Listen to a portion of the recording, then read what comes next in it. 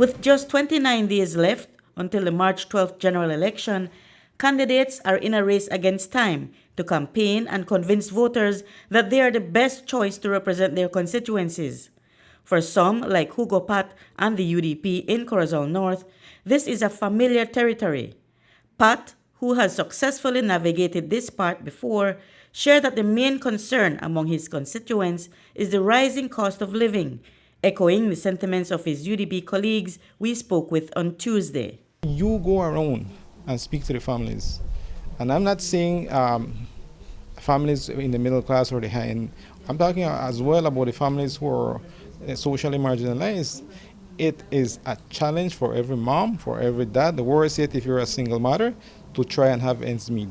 Food, for example, is so exorbitant, and you're not gonna blame the world outside and the events that are happening outside to see, look, inflation in this country is as a consequence of what's happening in the world. Fine, part of it is true, but the other part of the formula is that this country has a lot of taxes. I would always say, if you as a government, you are charging 41 cents for every dollar at the pump, imagine what that is causing to the end consumer. While Pat highlights the rising prices of goods and services as the main concern, his rival, David Castillo, says he's been hearing more calls for land distribution from the community. There's a lot of land problems in the area. Over the past years, there's a lot of land issues in Corozal, not only here in Shaibe village, but throughout the constituency. So for the past couple of years, we have been addressing these matters in resolving land issues, So that is one of the major concerns. Secondly is infrastructure. There's the aspect of the infrastructure. So they're asking for sports infrastructure? Yes, they want to see these things. But we, on our side, like what I mentioned, we have been working voluntarily. We are doing that. We are the ones promoting sports. We are the ones doing social programs. Over in Corozal Bay, Hernan Riverol has thrown his hat into the ring. He ran as an independent candidate in the last elections, but now he's echoing the same concerns as his fellow UDP candidates, the rising cost of living. Riverol mentioned that residents in his division feel their concerns have been overlooked and are eager for change. One of the main issues is the high cost of living, right? The roads, the people have been abandoned in Corozal. We had the central government, when they elected the government in Corozal, they said we had the municipal elections that was run by the PUP. They had the town council.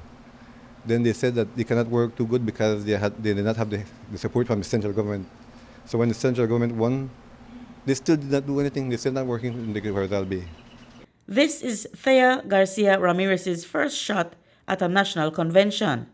She is stepping in for the incumbent Elvia Vega Samos, who won the seat just months after her brother, David Dido Vega, sadly passed away from COVID in 2020. Thea mentioned that the residents of Corozal Bay are calling for more land distribution and cleaner open spaces. The concerns are here in Corozal, streets and roads. There's a concern about garbage and garbage collection. Corozal is a very proud town, and Corozal Bay a proud constituency, and we have had some problems with garbage collection. The town itself is facing a lot of problems with streets, and of course concerns about cost of living, which I believe is national, no? But that's national. Everybody would say that that's a big concern. So those are the three big ones. You do have concerns because Corozal Bay, as is most of the other constituencies, is a very young constituency. So we have a lot of people between that age range, 18 to like 35. So young people want access to good paying jobs. They want access to starter homes, financing for homes. They want access to land ownership. Reporting for News 5, I'm Marion Ali.